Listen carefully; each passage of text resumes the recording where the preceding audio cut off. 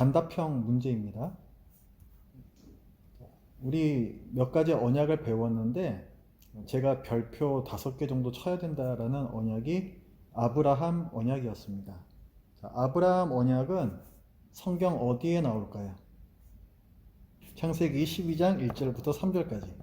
네, 잘 맞췄습니다. 요거 외워두세요. 아브라함 언약은 너무 중요해서 여러분들이 외워두셔야 됩니다. 통독하시면서도 창세기 12장 딱 나오면 아브라함 언약이다. 바로 이렇게 머리에 떠오를 정도 이렇게 외워두셔야 됩니다. 또 하나 그럼 내드릴게요. 하나님께서 이스라엘 백성에게 성막을 지어라 말씀을 하셨지요. 시내산에서 언약을 주실 때 하나님께서 성막을 짓게 하신 목적이 무엇입니까? 예, 맞습니다. 내가 그들 중에 있게 하기 위하여 성막을 지어라 이렇게 말씀을 하셨습니다. 한 문제만 더 하고 조금 어려운 문제입니다. 모형론과 알레고리의 차이에 대해서 설명해 주십시오. 결정적인 차이 한 가지만 말씀해 주시면 되겠습니다. 알레고리가 풍류예요. 예, 우리말로 번역하면은 풍류라는 건 이야기라는 뜻이거든요. 그거하고 모형, 원형 할 때 그 모형론하고 결정적인 차이 무엇일까요? 역시 어려운 문제였군요. 예, 바로 그겁니다. 예, 맞습니다. 모형, 원형 할 때에는 그 모형은 실제로 역사적으로 있었던 거예요. 어쨌거나. 그런데 알레고리, 풍유라는 것은 단순히 지어낸 이야기입니다. 그러니까 실제가 아니에요. 가상의 이야기예요. 그게 결정적인 차이예요. 그래서 성막이나 이런 것들은 실제로 있었던 거기 때문에 그것이 가리키는 예수님의 모형이 되는 것이고, 선한 사마리아인 이런 것들은 원래 실제로 있었던 사람이 아니잖아요. 그래서 그것이 가리키는 어떤 그 원형이라는 게 없는 거예요. 비유는 될 수가 있겠죠. 네, 그럼 오늘 진도를 나가보죠. 오늘은 다윗 언약입니다. 우리 그 구약에서 중요한 인물 5명, 우리 처음에 나왔었죠? 누구부터 나왔었죠? 아담, 노아, 아브라함, 모세, 그리고 오늘이 다윗입니다. 그러니까 그 5명 중에서 마지막 사람이에요. 아브라함 언약 때 별표 5개 썼잖아요. 이 다윗 언약도 별표 5개입니다.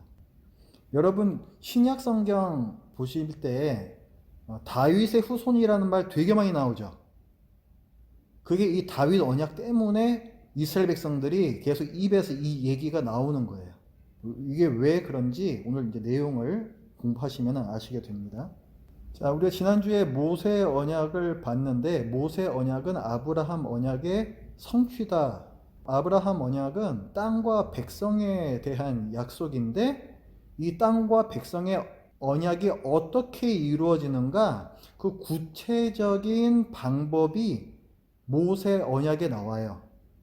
나중에 이 이스라엘 백성이 가나안 땅으로 들어와서 이스라엘 국가를 만들죠. 하나님의 의도가 1차적으로 이루어집니다.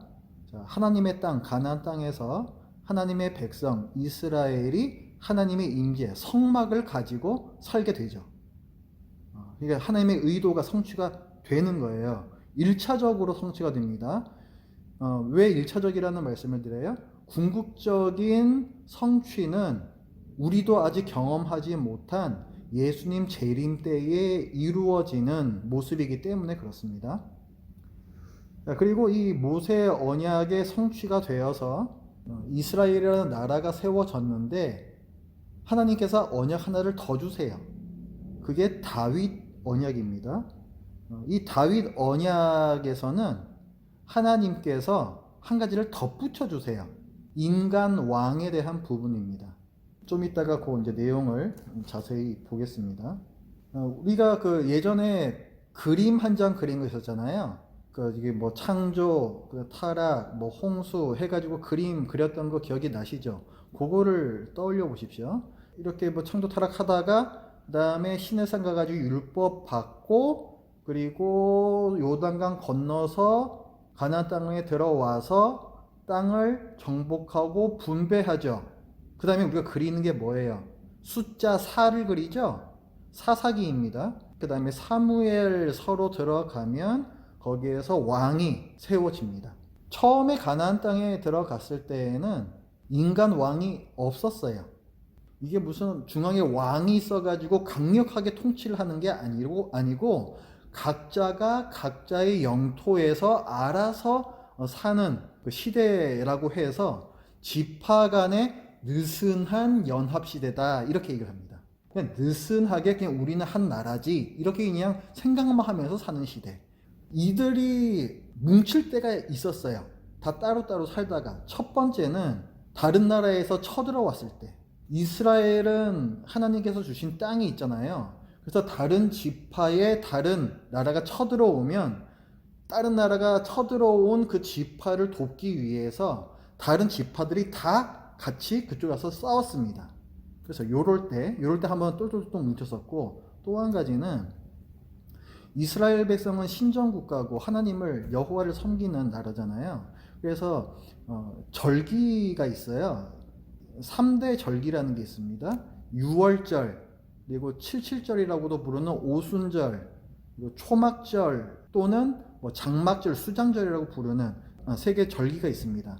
이 3개 절기 때에는 한 군데에 모여서 예배를 드렸어요. 어제 우리 설교 들으실 때 그 무슨 개인 신당이 나오는데 중앙 성소가 있었다 그랬죠. 어디 있다 그랬습니까? 에브라임 땅의 실로라는 곳에 성막, 갖고 왔던 성막을 거기다 놓고 3대 절기가 되면은 12지파에서 다 와서 거기에서 예배를 드렸습니다. 그래서 중앙 성소라고 불렀던 거거든요. 그래서 요때 또 12지파가 함께 모였어요. 그러니까 외침이 있을 때 다 같이 모였고 3대 절기 때에 예배를 함께 드렸고, 요 두 가지 경우 외에는 그냥 각자의 분배받은 기업, 영토에서 알아서들 살았습니다. 그게 처음에 가나안 땅에 들어왔을 때의 그 모습이었어요. 그게 사사시대입니다. 그래서 그때에는 선지자가 있었고 사사가 있었고 제사장이 있었고 이 세 직분이 나라를, 각 지파를 다스렸어요. 이때에는 모든 지파들이 인간 왕을 원하지 않았습니다. 왜냐하면은 하나님께서 우리 왕이시다라는 것을 그들이 잘 알고 있었고 또 그에 따라서 잘 살았어요. 처음에는. 그래서 인간 왕을 원치 않았고, 그리고 각 지파마다 장로들이 있거든요. 그 장로들은 하나님께서 세우신 관리들이다 해서 굳이 왕과 어떤 관료들로 구성된 중앙 집권 형태의 정부를 원치 않았습니다. 그러다가 이게 이제 시간이 가게 되면서 점점 하나님을 잊기 시작해요. 왕이신 하나님을 잊는다는 거죠. 왕이신 하나님을 잊으니까 범죄하게 되죠. 범죄하니까 하나님께서는 그대로 두실 수가 없습니다. 왜냐하면은 하나님께서 시내산에서부터 이 이스라엘 백성들과 언약을 맺으시잖아요. 왕과 백성의 종주 봉신 언약을 맺으신단 말이에요. 봉신의 가장 중요한 의무는 절대적인 충성이에요. 하나님께 대해서 절대적으로 순종해야 되는데 그걸 잊어버리니까 하나님께서는 가만두실 수가 없는 겁니다. 왜냐하면 언약이 깨져버리거든요. 너희들이 순종하면 복을 받을 것이고 불순종하면 저주를 받는다라는 언약 맺은 바가 있기 때문에 백성이 불순종했을 때 그 언약에 따라서 저주를 내리십니다. 그게 뭐냐면은 외부의 다른 나라에서 이스라엘에 쳐들어오는 거예요. 징계하는 거죠. 그러니까 이 외부의 다른 나라는 하나님의 징계의 막대기입니다. 그렇게 또 혼나다 보면은 이제 백성이 정신이 번쩍 나가지고 저희가 잘못했습니다. 회개하고 하나님 저희 좀 구해주세요. 구원을 부르짖게 되죠. 그러면 하나님께서 사사를 보내셔서 이들을 구원하십니다. 그럼 또 구원하면 이제 또 평화가 찾아와요. 또 한동안 그렇게 지내다가 또 마음이 또 해이해지면 또 범죄하고, 그래서 이것이 사사기의 그 사이클입니다. 근데 이 사사기의 이 사이클이 그냥 계속 이렇게 도는 것이 아니고 돌긴 도는데 점점 밑으로 추락한다 그랬죠. 사사기를 읽으면 읽을수록 이 이스라엘 백성이 점점 더 한심스러워져 가요. 그래서 나선형 하강 구조다. 이렇게 우리가 정리를 합니다. 사사는 뭐 하는 사람이라 그랬어요? 사사는 영어로 저쥐라고 합니다. 저쥐라는 것은 우리 지금 시대에서는 보통 재판관, 재판장을 가리키는 말이거든요. 근데 재판장이 하는 일은 정의를 시행하는 일이죠. 악한 사람 벌 주고 억울한 사람 구해주고, 그러니까 사사라고 하면은 그런 의미로 보시면 돼요. 정의를 시행하는 자. 자, 이스라엘에 쳐들어온 이 악한 나라를 내쫓고 이스라엘을 구원해내는 자. 그래서 보통은 사사기에서 사사는 군사적 지도자로 나타납니다. 상황 자체가 외국에서 쳐들어왔기 때문에 어떤 힘으로 걔네들 내쫓아야 되거든요. 그래서 군사적 지도자로 보통 나타나요. 근데 사사가 한 일은 그것뿐만이 아니고, 사사기를 이렇게 잘 읽어보시면 내쫓았잖아요. 그 다음에 이래서 뭐 기드온이다 하면은 기드온이 뭐 어느 나라를 내쫓은 다음에 그 이스라엘을 다스렸더라, 뭐 이런 식으로 나와요. 실제로 또 다스리는 역할까지도 했습니다. 그러니까 왕의 역할을 한 거죠. 왕의 역할, 인간 왕의 역할까지도 해요. 그러니까 이 사사는 군사적 지도자와 그리고 정치적 지도자, 이 두 가지 역할을 다 했습니다. 사사기 끝으로 가면은 어제 우리가 본 것처럼 종교적 타락이 아주 극에 달해요. 종교적으로 타락하면 어떤 일이 발생하냐면 하나님을 무서워하지 않는 거잖아요. 이제 무서운 게 없으니까 지멋대로 행동하기 시작합니다. 그러면은 사회 정의도 무너져요. 도덕적으로도 무너집니다. 끝까지 가는 거죠. 타락할 만큼 타락하는 거. 그게 사사기 끝에 나오는 그 에피소드 2개의 그 내용이에요. 이렇게 타락했다. 그래서 그 이유에 대해서 사사기가 밝히는 것은 그때의 이스라엘의 왕이 없으므로 사람이 각기 자기의 소견에 옳은 대로 행하였더라. 타락하는 이유는 뭐다? 왕이 없었기 때문이다. 그러니까 지금 이 시대에도 뭐 사회적으로 또 도덕적으로 많이 타락했잖아요. 교회도 많이 타락했잖아요. 그러니까 뭐 교회를 빨리 좀 회복시켜야 된다라고 했을 때 우리가 무엇을 회복해야 되느냐를 봐야 돼요. 어떤 분들은 교회의 윤리를 회복해야 된다라고 말씀을 하시거든요.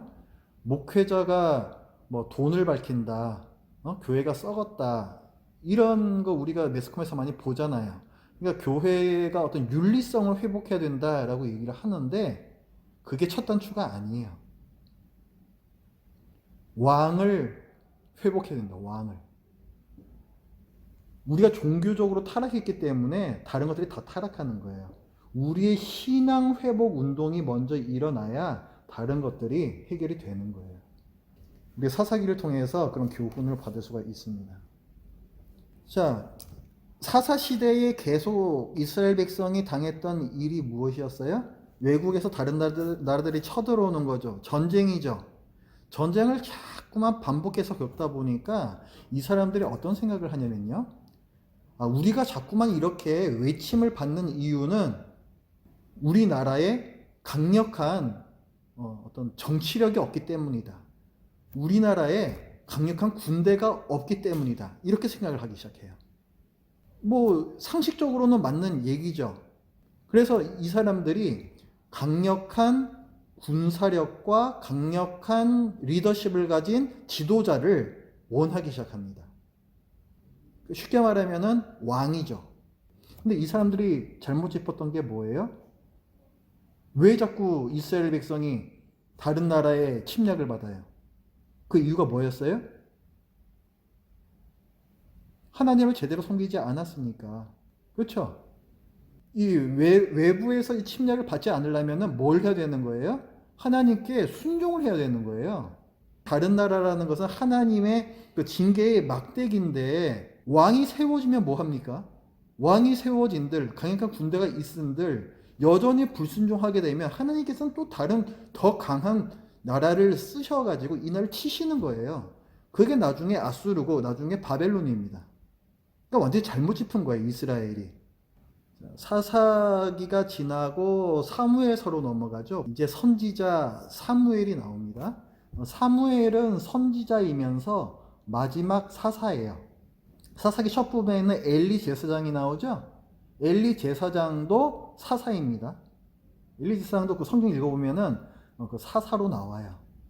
그래서 그 엘리 제사장 그 다음에 나오는 사사가 사무엘이에요. 나중에 이제 왕을 세워요. 이제 백성들이 막 자기 왕을 달라 하니까 사무엘이 하나님께 이제 말씀을 드려서 사울을 왕으로 세우게 됩니다.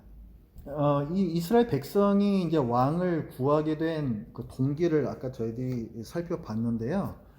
그러면 우리는 이렇게 생각할 수가 있어요. 하나님께서는 왕을 세우실 생각이 사실 전혀 없었는데 백성들이 졸라대니까 그래서 할 수 없이 왕을 세우셨구나. 우린 그렇게 생각을 하게 되죠. 실제로 우리가 사무엘서를 읽어보면은 하나님께서 그런 왕을 세워줘라 말씀은 하시는데 참 탐탁치 않아 하시는 그런 뉘앙스가 나오잖아요. 그래서 우리는 하나님께서 왕 세우는 걸 원치 않으셨구나 이렇게 생각을 합니다. 근데 이 말이 맞기도 하고 또 틀리기도 해요. 왜냐하면 백성들이 이걸 원하기 전부터 훨씬 전부터 하나님께서는 이스라엘의 왕이 필요하다는 것을 아셨습니다. 그게 어디 나오냐면은 신명기 17장에 나와요. 14절부터요. 신명기니까 요단강 건너기 전이에요, 후에요? 전이죠. 그러니까 아직 가나안 땅에 들어가지도 않을 때예요. 이때 하나님께서 주신 말씀입니다. 17장 14절 말씀을 보면 거기 타이틀 붙어 있죠. 이스라엘의 왕. 자, 하나님께서 이스라엘의 왕에 대해서 벌써 말씀을 하고 계세요. 제가 읽어볼게요. 내가 네 하나님 여호와께서 네게 주시는 땅에 이르러 가나안 땅에 들어가게 되면 그 땅을 차지하고 거주할 때에 전쟁에서 이기고 땅을 다 분배해서 살게 됐을 때에 그러니까 사사시대죠. 이게 나중에 있을 사사시대란 말이에요. 이때에 만일 우리 주위의 모든 민족들 같이 우리 위에 왕을 세워야겠다는 생각이 나거든 이렇게 나오죠. 그러니까 하나님께서는 왕이 필요하다는 것을 이미 알고 계셨어요. 이것이 백성이 청할 것이다 라기보다는 하나님의 계획 속에 있었던 겁니다. 자, 그때 왕은 어떤 사람을 세워야 되는지 말씀해 주십니다. 15절부터 반드시 내 하나님 여호와께서 택하신 자를 내 위에 왕으로 세워야 된다. 하나님께서 보시기에 이 사람 괜찮다 하는 사람을 세워야 돼요. 그리고 내 위에 왕을 세우려면 내 형제 중에서 이스라엘 사람이라야 된다. 이고 그다음 16절에 그는 병마를 많이 두지 말 것이요. 군대죠. 병사와 말이니까 군대입니다. 군대를 많이 두면 안 되고 그 다음에 또 17절에는 그에게 아내를 많이 두어 그의 마음이 미혹되게 하지 말 것이며 아내를 많이 두면 안 된대요. 그 이유는 그의 마음이 미혹될 수 있다.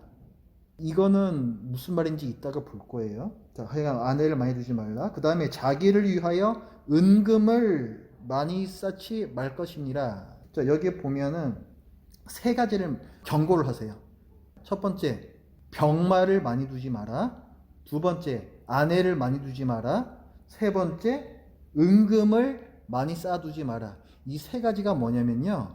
당시 다른 나라들에서 나라를 강력하게 만들기 위해서 의지했던 세 가지예요. 군대가 많으면은 다른 나라에서 못 쳐들어올 것이다. 강력한 국방력을 갖게 되는 거잖아요. 이게 첫 번째고, 그 다음 아내를 많이 두는 건 뭐냐면 다른 나라와 결혼 조약을 맺는 거예요. A라는 나라하고 거기 공주를 데려와서 자기 아내를 삼아요. 사돈지간이 되죠. 그럼 나는 그쪽 나라 안 쳐들어가고 저쪽 나라 나를 안 쳐들어와요. 그럼 내 나라가 안전해지는 거죠. 그런데 그 아내를 그 A라는 나라뿐만이 아니라 B라는 나라에서도 공주 데려오고 C라는 나라에서도 공주 데려오고 하면서 아내를 열어두는 거예요. 그러면은 우리나라는 굉장히 안전해지겠죠? 당시에 그렇게 했다는 거예요. 다른 나라들이. 하나님께서 뭘 경고하세요? 그렇게 되면은 마음이 미혹된다. 왕의 마음이 미혹된다. 우상 숭배로 빠질 수 있다는 거예요. 왜냐하면 다른 나라는 여호와를 섬기는 나라가 아니잖아요. 여호와를 섬기는 나라는 이스라엘밖에 없어요. 그러니까 다른 나라 공주 데려왔다는 것은 이방신을 섬기는 여자를 데려와서 아내 삼은 거예요. 당시에 결혼 조약 동맹을 맺으면 그 상대방 나라의 종교, 그 신을 인정을 해야만 했습니다. 그럼 어떻게 돼요? 우상이 들어오는 거예요. 왕이 우상을, 다른 나라의 그 신을 인정하게 되면은 백성은 당연히 그 신을 섬기게 됩니다. 백성이 그 신을 섬기는 것에 대해서 왕이 막을 수가 없어요. 그래서 경고하시는 거예요. 그다음 세 번째는 뭐예요? 은금, 경제력이에요. 나라가 부자가 되면은 또 나라가 좋아지고 나라가 튼튼해지고 여기에 의지하지 말라는 말씀입니다. 그 다음에 18절의 말씀에 그가 왕위에 오르거든 이 율법서의 등사본을, 율법서 하나님의 말씀이잖아요. 이거 레위 사람 제사장 앞에서 책에 기록하여 카피를 하나 만들어서 평생에 왕이 자기 옆에 두고서 읽어서 그의 하나님 여호와 경외하기를 배우며 이 율법의 모든 말과 이 규례를 지켜 행할 것이라. 왜 그럴까요? 이스라엘의 진짜 왕이 누구세요? 하나님이시죠. 그러니까 왕은 어떤 법에 따라서 이 나라를 다스려야 돼요? 하나님의 법. 하나님의 법이니까 하나님의 말씀이에요. 그게 율법이에요. 그래서 율법서를 갖다가 늘 읽어야 되고 여기에 정통해야 되고 어떤 사안이 발생했을 때 하나님의 말씀을 기준으로 항상 판단을 해야 돼요. 그러니까 참 왕이신 하나님의 대리 왕으로서 세워져야 된다는 거죠. 이게 이스라엘의 왕에 대한 규칙이에요. 이것을 언제 주셨다? 가나안 땅에 들어오기 전부터. 그러니까 하나님께서는 사무엘서에서 보는 것처럼 백성들이 우리에게 왕을 주십시오 원하기 전부터 이미 이스라엘에게는 당연히 왕이 필요할 것이다를 알고 계셨어요. 그건 괜찮다는 거예요. 괜찮다는 거예요. 이런 왕이 세워지기만 하면 괜찮다는 거예요. 자, 그런데 왜 사무엘이 백성들이 왕을 원합니다라고 말했을 때 왜 탐탁치 않게 여기셨을까요? 백성이 왕을 구한 동기가 잘못되었기 때문에 그렇습니다. 백성이 왜 왕을 원했다고요? 우리도 다른 나라들처럼 강력한 왕, 강력한 군대가 있으면 더 이상 다른 나라들이 못 쳐들어올 거 아니야. 그 생각 때문에 왕을 구했다고요. 참 왕이신 하나님께 불순종하고 있다라는 그 생각은 못하고 그렇기 때문에 하나님께서는 이 백성이 나를 버렸다 이렇게 말씀을 하시는 거예요. 그래서 이 백성이 나를 버리고 너에게 지금 인간 왕을 세우라고 하는 거다. 그래서 왕을 세워주시는데 초대 왕이 사울이죠. 성경을 보면 이 사울의 외모에 대해서 평가를 합니다. 다른 사람들보다 뭐 이만큼은 더 컸다. 굉장히 덩치가 큰 사람이었다는 거고 그리고 굉장히 잘생겼대요. 준수한 용모를 가졌다. 자, 몸집이 크다라는 것은 장군감이다 이런 거죠. 백성이 누굴 원했어요? 강력한 군대를 원했죠. 그래서 이런 장군감 될 만한 사람으로 골라주신 거고 그 다음에 잘생겼다. 준수한 용모를 가졌으니까 누가 보더라도 호감을 가져요. 사람들이 다 좋아할 만한 사람이니까 왕이 되기에 적합한 사람이죠. 그러니까 외모를 볼 때에 딱 맞는 사람이에요. 그 사람이 사울입니다. 그런데 나중에 이 사울이 타락하잖아요. 몇 가지 죄를 짓고 하나님께서 너는 이제 끝났다. 너는 폐위될 것이다. 그 선언을 하나님께서 하시거든요. 그럼 우리는 이걸 보면서 하나님께서 잘못 짚으셨구나. 이렇게 생각할 수 있죠. 여러분들은 성경 읽으시면서 그런 생각 안 해보셨어요? 하나님께서는 왜 이런 사람을 왕으로 세우셨을까? 좀 똑바로 돼 있는 사람을 세우셔야 되는 거 아닌가? 하나님이 실수였네. 이렇게 생각할 수가 있잖아요. 그런 생각 안 해보셨어요? 하나님께서 이스라엘 백성들에게 교훈을 주시네요. 교훈을. 지금 이스라엘 백성이 어떤 왕을 원했어요? 장군감을 원했죠? 그렇죠? 그래서 거기에 맞는 사람을 지금 세우셨죠. 그때 하나님께서 하신 말씀이 사무엘상 8장 22절이거든요.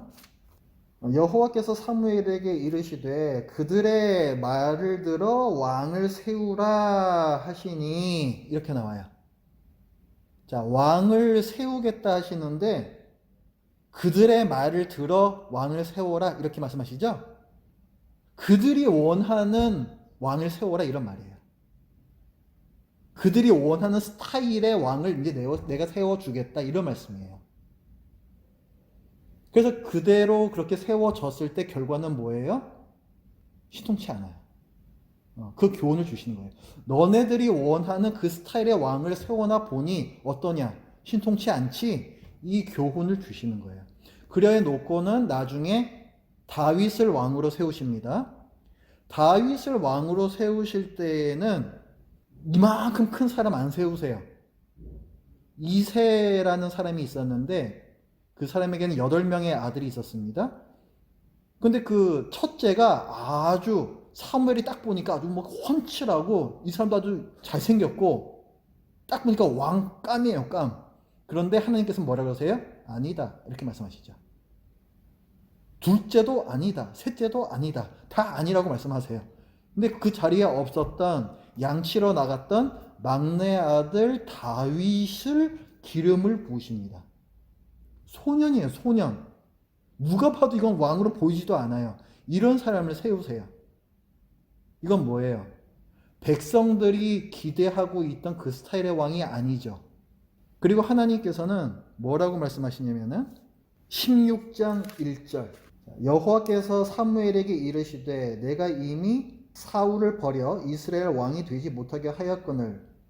자, 사울은 이제 버린다 말씀을 하시고 자, 이제 기름을 뿔에 채워서 가라 하세요. 이제 누구한테 내가 기름을 부을 거니까 왕으로 세울 거니까. 그래서 이어지는 말씀이 내가 너를 베들레헴 사람 이새에게로 보내리니 이는 내가 그의 아들 중에서 한 왕을 보았느니라.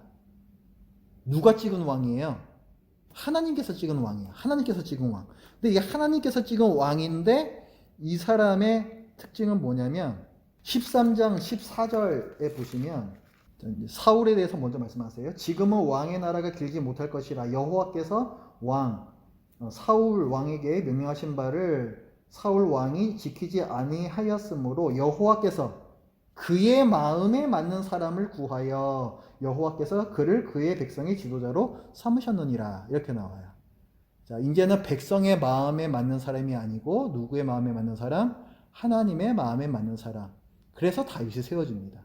그러니까 사울이 왜 이렇게 희통치 않은가? 다윗은 왜 이렇게 탁월한가? 이제 이 차이를 우리가 알 수가 있죠. 사울은 백성들이 원하는 스타일의 왕을 세워주심으로 백성들의 잘못을 깨우쳐 주시는 것이고 다윗은 하나님의 기준에 맞는 왕으로서 세워주심으로 얼마나 탁월한가를 보여주셨어요. 이 두 왕의 차이는 무엇입니까? 사울은 정치적, 군사적으로 뭔가 가능성이 있는 사람이었어요. 백성들의 기준이죠. 하지만 다윗은 하나님의 기준에 맞는 사람이에요. 하나님의 기준은 뭐예요? 종주 봉신 언약에 맞는 사람이에요. 봉신은 어떤 일을 해야 돼요?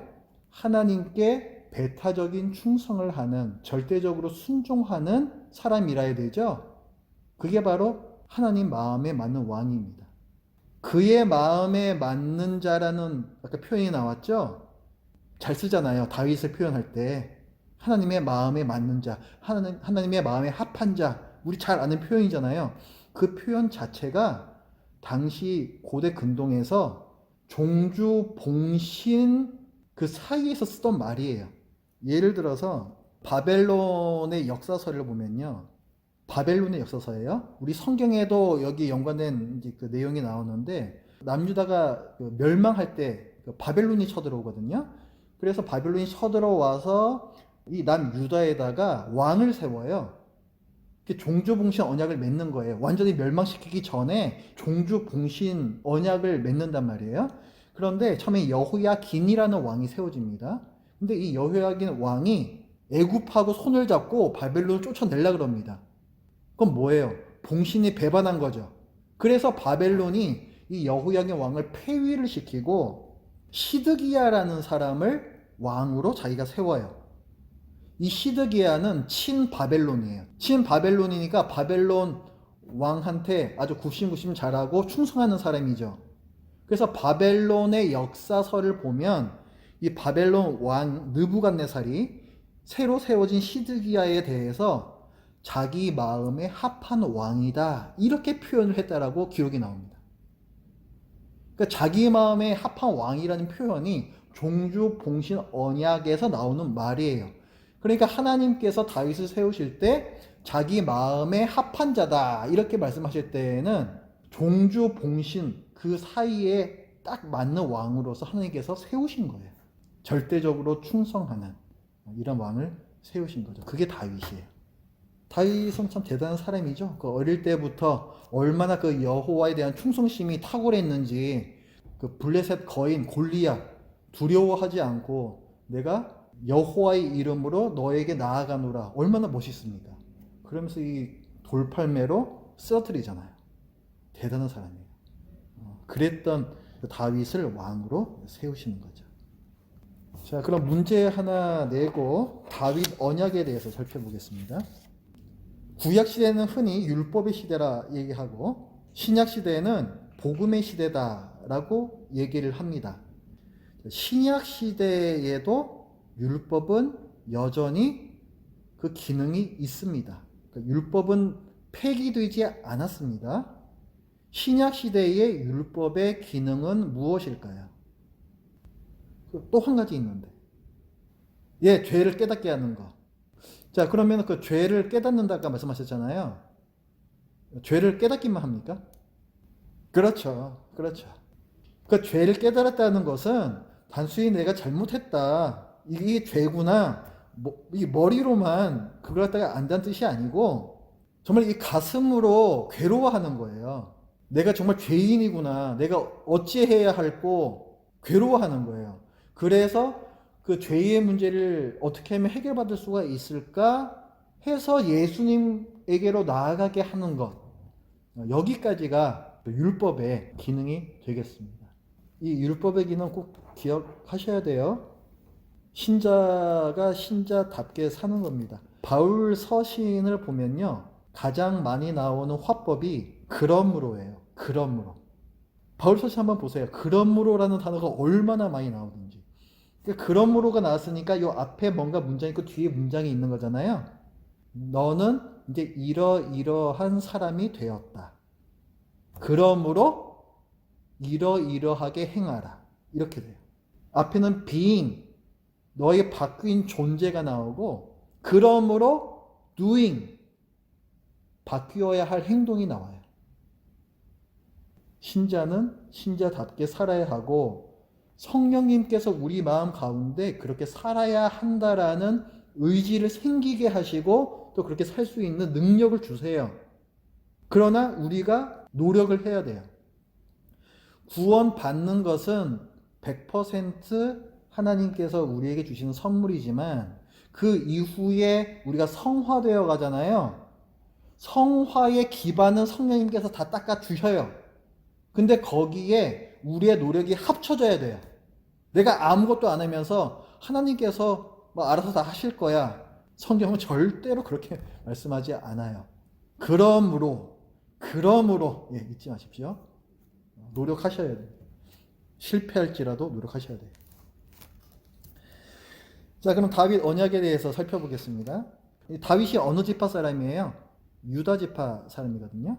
그래서 유다 지파를 중심으로 이렇게 리더십을 행하다가 점점 이제 모든 12지파에서 다 인정을 받습니다. 자, 그래서 이제 다윗 왕이 한 게 뭐냐면 예루살렘을 점령해요. 그때 여부스 족속이라는 사람들이 그 예루살렘에서 살고 있었는데 여기를 점령하고 그곳을 수도로 삼습니다. 그래서 그때부터 예루살렘이 굉장히 중요한 중심지가 돼요. 자, 수도를 삼고 나서 또 한 일은 성막이 있죠. 그 실로에 있었던 성막, 그거를 수도 예루살렘 성으로 가지고 옵니다. 예루살렘이 수도니까 거기엔 당연히 왕이 있잖아요.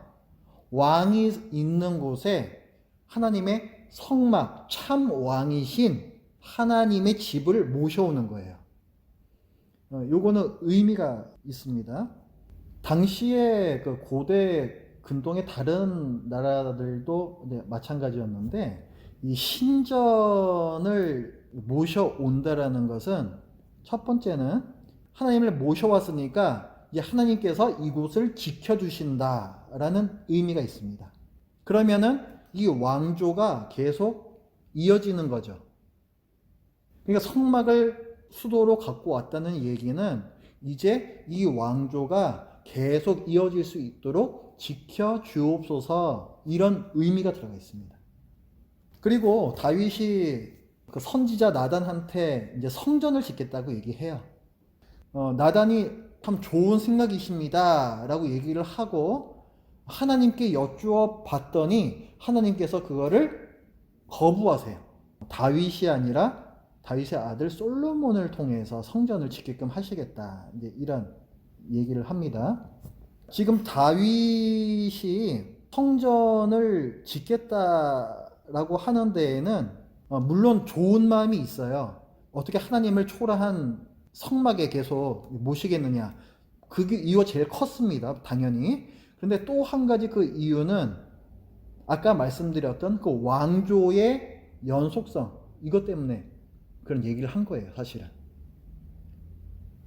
하나님을 이곳에 잘 모셔옴으로써 앞으로의 다윗 왕조가 계속 이어졌으면 좋겠다, 그런 의도가 함께 있었습니다. 근데 저기 하나님께서 그 싫다라고 얘기를 하셨잖아요. 굉장히 좀 다윗이 사실 좀 당황스러웠을 것 같아요. 그런데 하나님께서는 다윗의 그런 바램을 외면하지는 않으셨습니다. 네 마음 가운데 어떤 그런 왕조가 계속 연속되었으면 좋겠다라는 그런 소망이 있구나. 그거를 하나님께서는 들어주셨어요. 그래서 하나님께서 다윗 언약이라는 것을 주십니다. 그 다윗 언약의 내용은 이따 자세히 보겠지만은 영원히 내 몸에서 왕이 나오리라 라는 약속이에요. 그러면 다윗의 바람이 이루어지는 거죠. 그러니까 하나님께서는 참 정말 마음이 넓으신 분이십니다. 보면은. 자, 그럼 한 가지 좀 이제 좀 궁금한 점은 왜 하나님께서는 다윗이 성전을 지어드리겠다고 말씀드렸을 때 그거를 거부하셨을까에 대한 부분이에요. 다윗은 하나님의 마음에 합한 자잖아요. 그렇죠? 뭐 지어드리면 안 되겠습니까? 왜 그럴까요? 혹시 아시는 분 계세요? 피를 많이 흘려서. 맞습니다. 성경에 그렇게 나와요. 우리 성경 역대상 22장 6절 한번 보십시오. 자, 요건 이제 다윗이 늙어 죽을 때 솔로몬한테 유언하는 거거든요. 다윗이 그의 아들 솔로몬을 불러 이스라엘 하나님 여호와를 위하여 성전 건축하기를 부탁하여 다윗이 솔로몬에게 이르되, 내 아들아, 나는 내 하나님 여호와의 이름을 위하여 성전을 건축할 마음이 있었으나 여호와의 말씀이 내게 임하여 이르시되, 너는 피를 심히 많이 흘렸고 크게 전쟁하였느니라. 네가 내 앞에서 땅에 피를 많이 흘렸은즉 내 이름을 위하여 성전을 건축하지 못하리라. 이게 이유예요. 왜? 전쟁에서 이겨야만 했잖아요. 다윗은 블레셋을 쫓아내야 했었고, 모압이나 뭐 암몬이나 에돔이나 얘네들을 다 가나안 땅에서 쫓아내서 그야말로 하나님 나라를 온전히 이룬 게 다윗이란 말이에요. 하나님께서 갖고 있었던 그 의도를 성취시켜 드린 게 다윗이란 말이에요. 그건 전쟁한 게 잘못한 게 아니잖아요. 그런데 하나님께서는 네가 전쟁을 많이 했고 피를 많이 흘렸기 때문에 내 성전을 짓지는 못한다, 이렇게 말씀하신다고요. 이건 무슨 의미일까요? 어떤 부분이 하나님께서 마음에 걸려하신 부분일까요? 공의? 다윗은 하나님의 공의를 어긴 적은 없어요. 전쟁을 한 것이 하나님의 이제 뜻이었기 때문에. 우리가 볼 때 물론 잔인하지만 그 홀리 워라고 얘기하죠. 거룩한 전쟁이라고 보통 얘기하죠. 하나님의 뜻을 거슬러서 잔인한 전쟁을 하지는 않았습니다. 공의는 아니고. 여러분, 그 솔로몬 성전이요, 나중에 지어졌을 때 아주 멀리서도 찬란하게 빛나는 것이 보였다. 이게 성경에 기록되어 있죠. 그렇죠? 예루살렘은 또 저기 높은 지역에 있는 거거든요. 그 도시 자체가. 근데 그 높은 도시에 크게 막 금으로 칠갑을 해가지고 지은 게 솔로몬 성전이에요. 그래서 해가 뜰 때면 멀리서도 그 빛나는 것이 보일 정도로, 그것이 바로 솔로몬 성전이었습니다. 그 얘기는 뭐예요?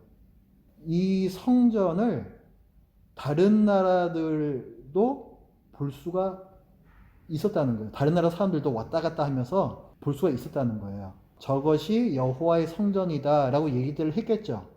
그런데 많은 전쟁을 하고 손에 많은 피를 흘린 다윗이 그 성전을 지었다면, 그렇다면 그 성전을 보던 그 이방 나라들이 어떤 생각을 했을까요?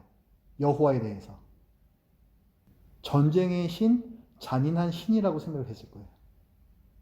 하나님께서는 그렇게 기억되기를 원치 않으신 거예요.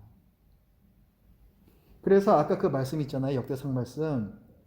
이어지는 9절 말씀을 보면, 보라, 한 아들이 내게서 나리니 그는 온순한 사람이라. 내가 그로 주변 모든 대적에게서 평온을 얻게 하리라. 온순하다, 평온하다, 이런 얘기가 나오죠. 그의 이름을 뭐라고 해요?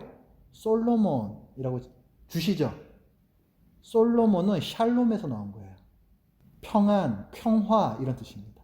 그러니까 여기 지금 거의 비슷한 단어가 계속 반복돼서 나오고 있죠. 하나님께서는 이런 하나님으로 기억되고 싶으신 거예요. 전쟁은 하나의 과정이죠. 하지만 하나님께서 원하시는 최종적인 그 모습은 평화의 모습이에요.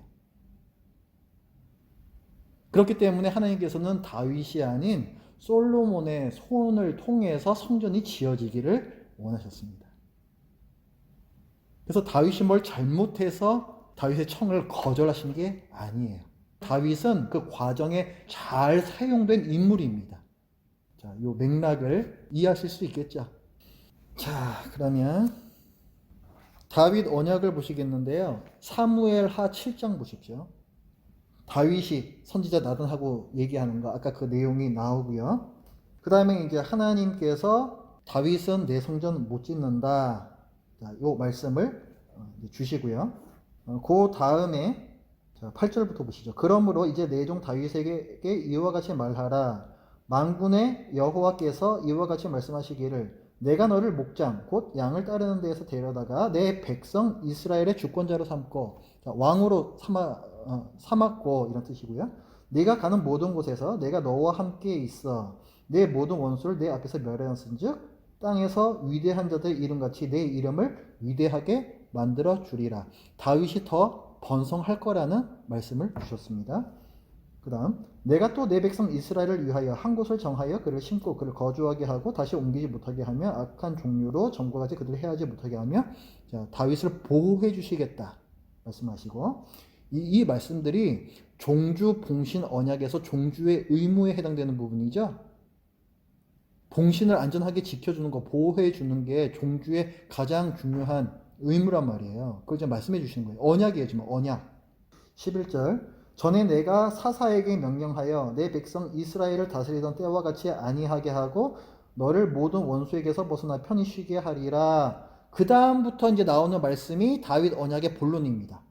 지금까지는 종주 봉신 언약에서 흔히 나왔던 그 말씀들이고, 이제부터 다윗 언약의 이제 핵심이에요.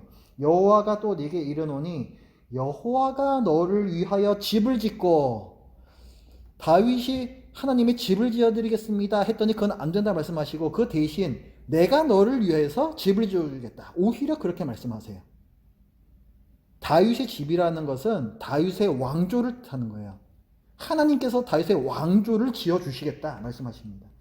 네 수완이 차서 내 조상들과 함께 누울 때에 내가 네 몸에서 내 씨를 내 뒤에 세워 그의 나라를 견고하게 하리라. 견고한 나라, 견고한 왕이 영원히 계속될 이 왕조에 대해서 약속을 해주세요. 그는 내 이름을 위하여 집을 건축할 것이요 나는 그의 나라 왕위를 영원히 견고하게 하리라.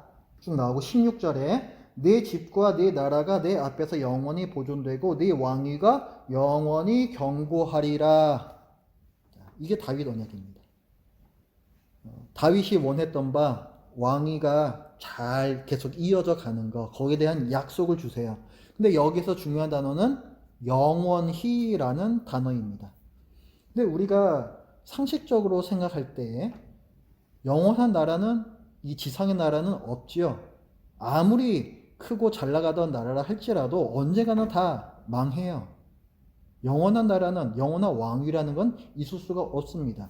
그리고 우리가 이 성경을 실제로 봐도 이스라엘은 멸망당하잖아요. 나중에 이제 뭐 남유다가 지금까지 이어져 가고 있습니까? 벌써 옛날에 멸망당했지? 없잖아요. 그러면 하나님께서 거짓말 하신 것처럼 보이죠. 하나님의 말씀이 안 이루어진 거잖아요. 그렇죠? 예수님 시대에 다윗의 자손이여, 다윗의 자손이여, 예수님한테 그렇게 외치는 사람들이 있었습니다. 그 사람들은 예수님을 다윗 언약의 맥락에서 보는 사람들이에요. 지금 이 언약에서 영원한 왕이 다윗의 자손에 대해서, 다윗의 자손인데 계속 왕이 나올 것을 말씀을 하잖아요. 근데 지금 예수님 시대는 로마가 지배하고 있던 시대고, 이스라엘 백성은 빨리 독립이 되어서 옛날처럼 우리를 다스리는 이스라엘 안에서 왕이 나오기를 기다리고 있단 말이에요. 그런데 예수님께서 여러 가지 기적을 일으키시고 하니까, 예수님께서는 우리를 로마 제국에서 구해 주실 수 있는 왕이 되실 분이다, 이렇게 생각을 했던 거예요. 그래서 다윗의 자손이여, 다윗의 자손이여 얘기를 하는 겁니다. 왕이 되실 분이여, 이런 말이에요. 우리를 독립시켜 주실 분이여. 그런데 약간은 좀 잘못된 부분이 있어요. 어떤 부분이 잘못됐어요? 그들이 바라는 다윗의 자손은 어떤 이미지예요? 군사적, 정치적 왕의 이미지죠. 마치 사사시대에 이 사람들이 왕을 구했던 것처럼. 그렇죠? 그래서 예수님께서 막 도망 다니세요. 왕으로 세우려고 하면은 도망가시고 또 도망가시고. 나는 그런 왕 아니라는 거죠. 어쨌든 잘못 짓긴 했으나 이스라엘 백성들은 어쨌든 그분이 왕이 되실 분이다 라고 알고 있습니다. 우리가 생각하고 있는 왕의 이미지하고는 다른 거예요. 하나님께서 이 다윗 언약을 통해서 약속하시는 바는 그럼 무엇이겠습니까? 예수님께서 어떤 가문을 통해서 태어나셨어요? 다윗 가문을 통해서. 마태복음 1장, 누가복음 3장, 마일, 룩삼, 이 두 군데 예수님의 족보가 나오죠? 다윗이 있어요, 그 계보 가운데. 그러니까 다윗의 후손으로 오신 거예요. 왕의 가문에서 오신 거죠. 그런데 정치적, 군사적 왕이 아니라 우리를 죄로부터 구원해 주시는 만왕의 왕으로서 오셨습니다. 그래서 이 다윗 언약은 오실 메시아, 예수 그리스도를 바라보는 언약입니다. 그래서 이 다윗 언약이 굉장히 중요해요. 자, 그럼 다윗 이후의 시대에 대해서 살펴보겠습니다. 다윗 아들이 솔로몬이죠. 자, 솔로몬은 이스라엘의 전성기예요. 가장 화려했던 시대, 가장 번영했던 시대, 그것이 솔로몬 시대입니다. 중반까지는 잘 했어요. 근데 그 후반부가 좋지가 않습니다. 이 솔로몬이 점점 인간적인 방법에 의지하기 시작해요. 이 사람이 이제 했던 바를 좀 보겠습니다. 열왕기상 10장 보실게요. 14절부터입니다. 14절. 솔로몬의 세입금, 그 세금이죠. 백성들에게 걷어들인 세금의 무게가 금 666 달란트요. 이 백성들에게서 엄청난 세금을 걷어들였어요. 우리는 솔로몬이 되게 잘했다, 나라가 굉장히 부유했다, 그래서 백성들도 굉장히 잘 살았을 것이다 라고 생각을 하는데, 한편으로는 백성들이 굉장히 힘들었던 시기이기도 해요. 많은 세금을 내야 했었고, 성전 짓는데 7년, 왕궁 짓는데 13년, 토탈 20년을 공사를 했어요. 여기에 이 백성들이 다 노역을 감당해야 됐습니다. 많은 세금 내야 되고, 심한 노동을 해야 되고, 그러니까 사실은 이 백성들의 불만이 굉장히 쌓여가고 있던 시대가 솔로몬 시대이기도 했어요. 어쨌든 이런 일들을 통하여서 많은 부를 축적을 하는데, 자, 그래서 14절부터 이제 나오는 내용들은 이 나라에 얼마나 귀한 물건들이 많았는가가 나옵니다. 14절에도 금에 대한 얘기가 나오고, 또 16절에도 또 금으로 큰 방패를 만들어다 또 금이 나오고, 좀 내려오면 뭐 상아 이런 것도 나오고, 21절에도 왕이 마시는 그릇이 다 금이다, 뭐 궁의 그릇들도 다 정금이다. 그 다음에 솔로몬 시대에는 은을 귀히 여기지 않았다. 은이 그만큼 뭐 귀금속으로 여기지도 않을 정도로 굉장히 화려한 금은이 굉장히 흔한 시대였다. 27절에 왕이 예루살렘에서 은을 돌같이 흔하게 하고 백향목을 평지에 뽕나무같이 많게 하였더라. 자, 금은이 흔했죠. 금은 나왔어요. 금은. 그 다음에 28절부터는 솔로몬의 말들은 애굽에서 들여왔으니, 말 나오죠, 말. 아까 그 신명기에서 마병 많이 두지 말라 그랬잖아요. 솔로몬이 얼마나 많이 뒀냐면은 애굽에서 이 말을 갖다 다 수입해서 들어오는데, 29절 뒷부분에 보면 햇사람의 모든 왕과 아람 왕들에게 그것들을 되팔기도 했더라. 필요 이상으로 말을 많이 들여왔다는 거예요. 또 11장에 들어가면은 솔로몬 왕이 바로의 딸 외에 이방의 많은 여인을 사랑하였으니, 근데 어느 나라 사람들인가 보세요. 모압, 암몬, 에돔, 시돈, 헷, 다 이방 국가예요. 정략 결혼이란 얘기예요. 아까 말씀드린 문제가 이제 발생하기 시작합니다. 이방 신을 섬기는 나라 공주들을 데려와서 결혼을 했으니까 무슨 문제가 생기겠어요? 마음이 미혹되겠죠? 그게 바로 뒤에 나오는 2절 말씀이에요. 여호와께서 일찍이 이 여러 백성에 대하여, 이 이방 민족에 대하여 이스라엘 자손에게 말씀하시기를 너희는 그들과 서로 통혼하지 말라, 결혼하지 말라. 그들이 반드시 너희의 마음을 돌려 마음을 미혹시킨다는 거죠. 그들의 신을 따르게 하리라. 이미 경고를 하셨었는데 솔로몬이 이걸 어겼어요. 왕의 후궁이 700명이요 첩이 300명이요 1000명이요 1000명. 아내가 1000명이라고요. 왜 이렇게 아내들을 많이 뒀어요? 나라를 안전하게 만들려고. 그러니까 지금 아내도 그렇고, 아까 마병도 그렇고, 아까 은금 이것도 그렇고, 다 당시에 다른 나라들이 나라를 튼튼하게 만들기 위해서 의지했던 인간적인 수단들, 여기에 올인했다는 거죠. 그러니까 솔로몬이 타락한 거예요. 변질된 거예요, 지금. 그래서 이제 우상 신들이 이 나라로 이제 들어오게 되면서 다윗 때에 없었던 문제가 생기기 시작합니다.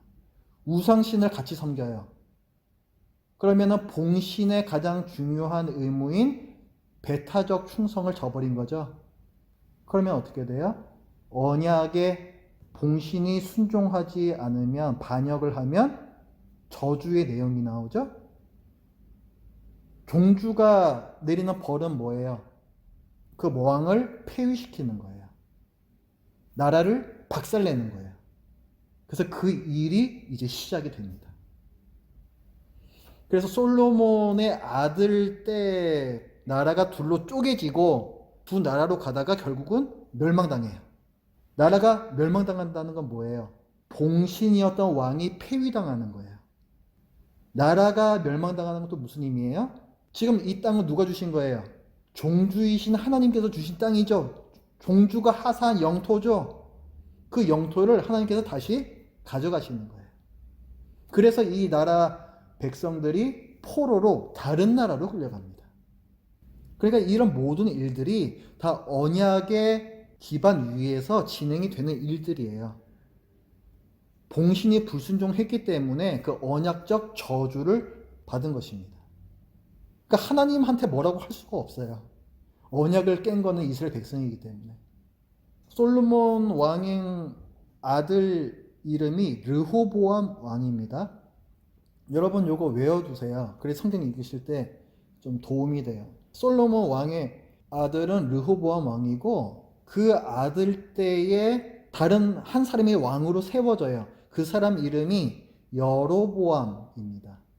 그래서 여로보암이 왕이 되면서 북쪽에 있는 10개 지파가 북왕국을 만들고, 솔로몬의 아들 르호보암 왕을 계속 섬기는 유다 지파하고 베냐민 지파, 요 두 지파가 남왕국을 만들어요. 그래서 북이스라엘, 남유다 이렇게 부릅니다. 남쪽에는 두 개 지파 유다와 베냐민인데 베냐민은 굉장히 작은 지파거든요. 대부분 다 유다 지파이기 때문에 남유다라고 부르는 거예요. 그래서 이제 분열 왕조시로 된 거예요. 분열 왕조. 성경에 보면은 왜 이렇게 나라가 둘로 쪼개졌는가 그 내용이 나오는데요. 그 이제 르호보암 왕 때에 이제 즉위하고 얼마 안 돼서 백성들이 찾아와요. 솔로몬 왕 때가 백성들에게는 굉장히 힘들었던 시기라고 아까 말씀드렸죠. 많은 노동을 해야 됐고 세금도 많이 내야 했었다. 그래서 이제 그런 노동을 좀 줄여 주십시오. 그거를 백성들이 와서 르호보암 왕한테 얘기를 해요.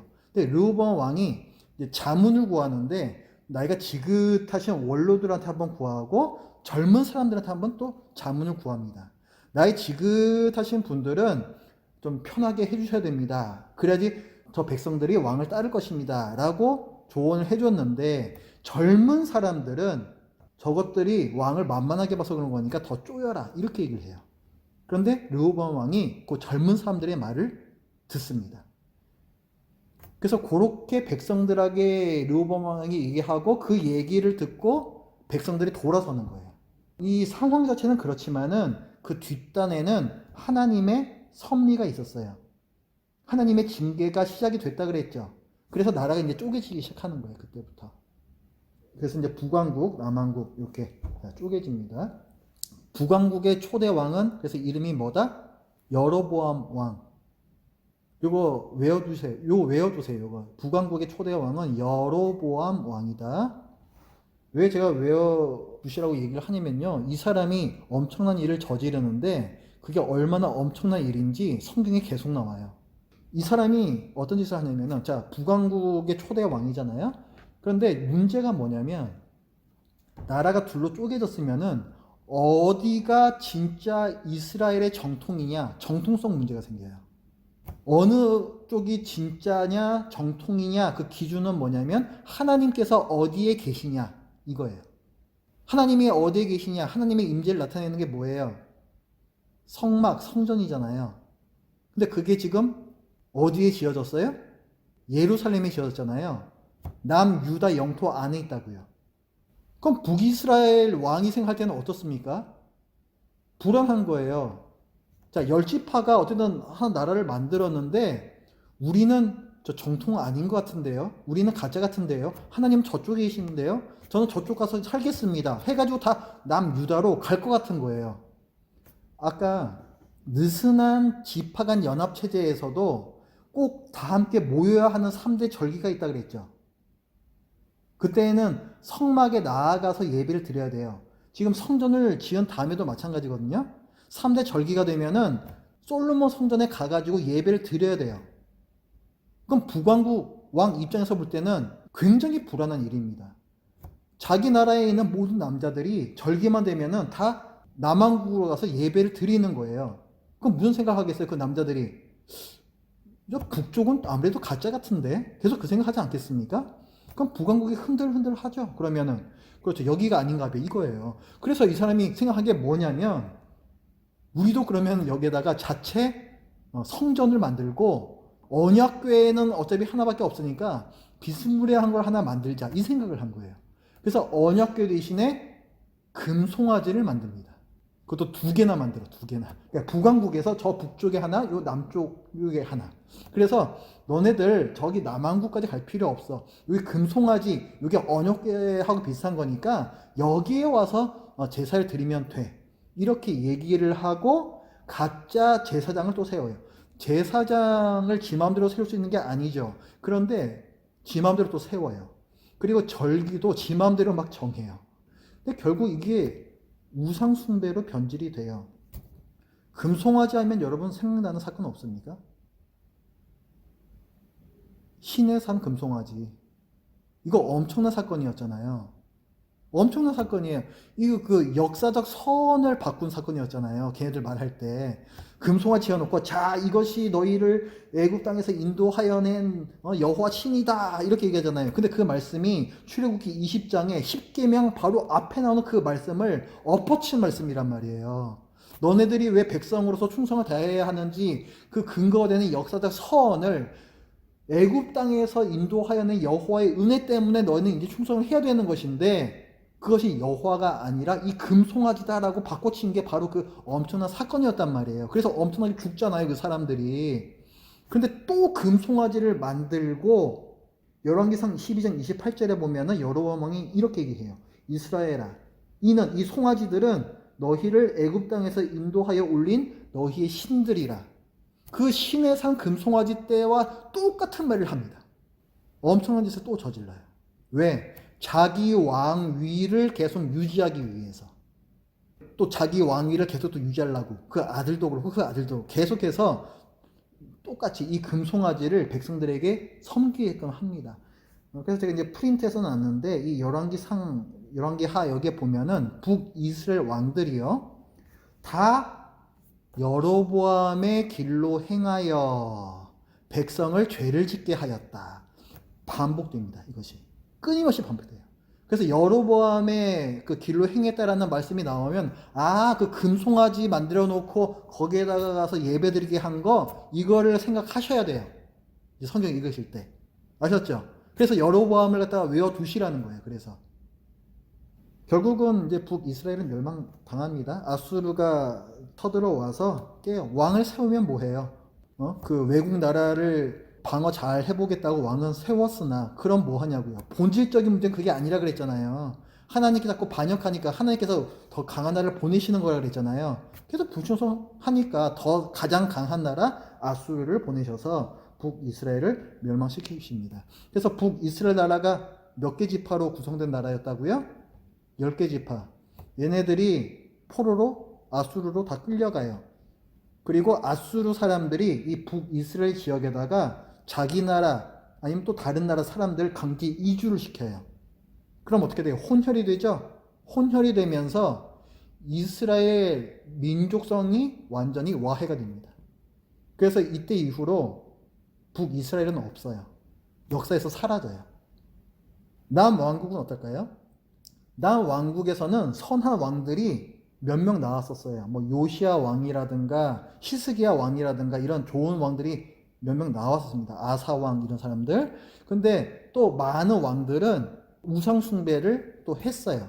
그래서 남유다 역사는 이런 선한 왕과 악한 왕이 좀 섞여서 나옵니다. 그러나 어쨌거나 악한 왕들이 굉장히 많았고 그래서 이 남왕국도 나중에 멸망을 당해요. 바벨론한테 멸망을 당합니다. 그래서 이 사람들도 나라를 잃고 바벨론의 포로로 끌려가요.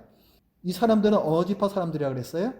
대부분이 다 유다 지파 사람들이라 그랬죠? 그래서 이제 그 바벨론의 포로로 끌려간 이후 북이스라엘이 이미 없어졌고 그래서 그 다음부터는 이스라엘 사람들을 지칭할 때 유다인, 유대인 이렇게 얘기해요. 지금도 유대인이라는 말 많이 쓰죠?